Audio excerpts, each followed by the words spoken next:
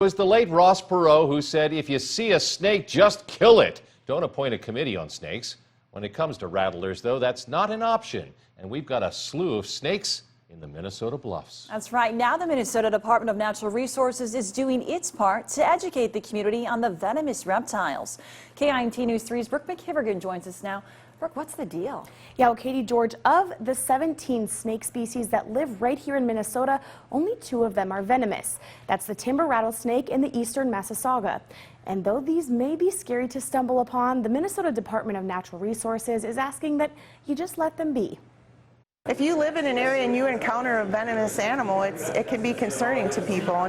When the temperatures outside rose and we all jumped into pools, timber rattlesnakes came out of their dwellings to cool off. Snakes are coming down out of the bluffs and moving out into more open areas and cooler areas, and those happen to be where people live. There's been an uptick in phone calls reporting sightings of these rattlers, specifically from the neighborhoods around the bluffs. And you'll see a snake on the street or, wherever. But what do you do if you hear one of these snakes? You stop where you are, try to locate it.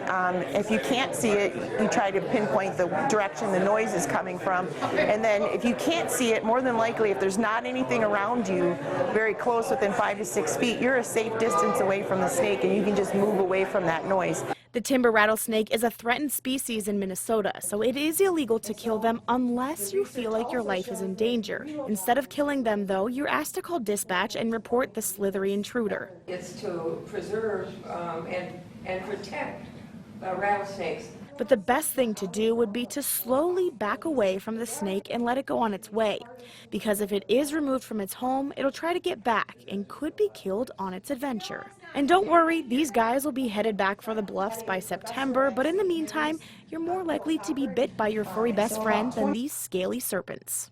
Spider bites, dog bites, just things like that are more common than a snake bite. And if you are bitten by a snake, do not try to suck the venom out with your mouth or apply any ice or any heat even. Call 911 and note the time of the bite. And if you do have a pen with you, outline the swollen area of the bite to help out the medical professionals see how much you've been swelling and how much that bite is expanding. Interesting stuff, Brooke. Thanks. Thanks, Brooke. Well, these rattlesnakes can be found as far north as Red Wing. Well, you track your package, says it was delivered.